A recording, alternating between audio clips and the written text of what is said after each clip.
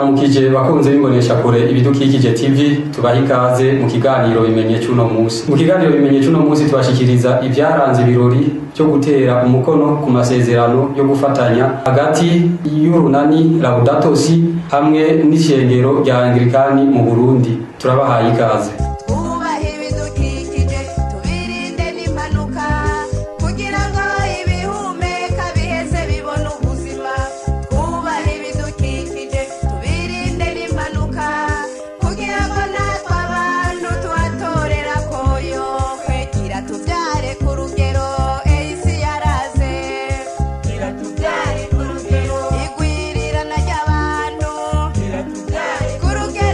Jewe nitwa Hasabamagara Jean Marie Vianney, nkaba nsanzwe ndi muri urunani twise urunani Laudato Si, mu gifaransa ni Plateforme pour la campagne Laudato Si.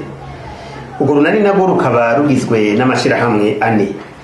Ishirahamwe rya mbere hariho umuhari w'abasaveri, hakaba irindi shirahamwe ryitwa AKP Burundi, Association catholique pour la promotion de l'environnement, hakaba irindi shirahamwe ryitwa ACP, Association Ensemble pour la protection de l'environnement, hakaba n'irindi shirahamwe ryitwa ACDB, Association pour des communautés durables au Burundi. Ayo mashirahamwe rero nitwe twumvikanye dushira ingufu hamwe kugira ngo turabe nyene twoshira mu ngiro iryo kete baruvuze, kete rya Papa encyclique Laudato Si. Tinone Laudato Si ni iki? Laudato Si ni ijambo rivuye mu rurimi rw'Igitaliyano witwa iryo jambo Laudato Si bisigura ninahazwa mukama. Laudato Si ni ijambo Papa yakuye ku mweranda François d'Assise mu ndirimbo yiwe yaririmbye yavuga Laudato Si mi signore, no kuvuga ninahazwa mukama wanje.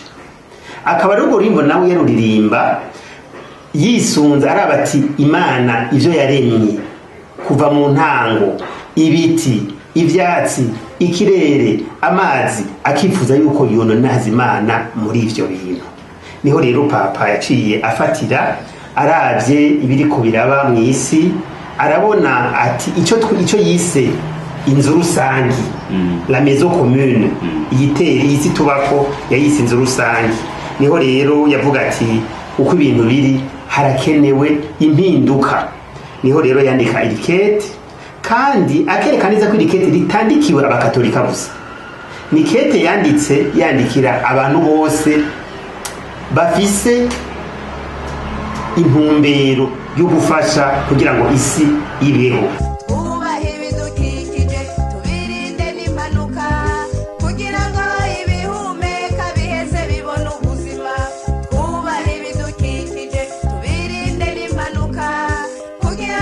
Umugenzi wanje bivuze ahanini twobera kugwaruka ukazoza kejo na kugwaruka.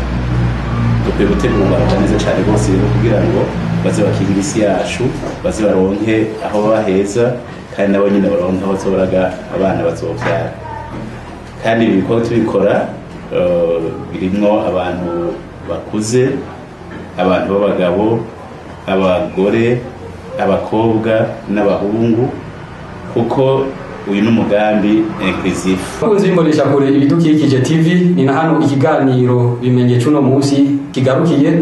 Mu kurangiza tubibutse ko cyari gihagaze byaranze ibirori byo gutera umukono mu masezerano yo gufatanya hagati y'urunani Laudato Si hamwe n'ishengero rya Anglikani mu Burundi. Murakoze.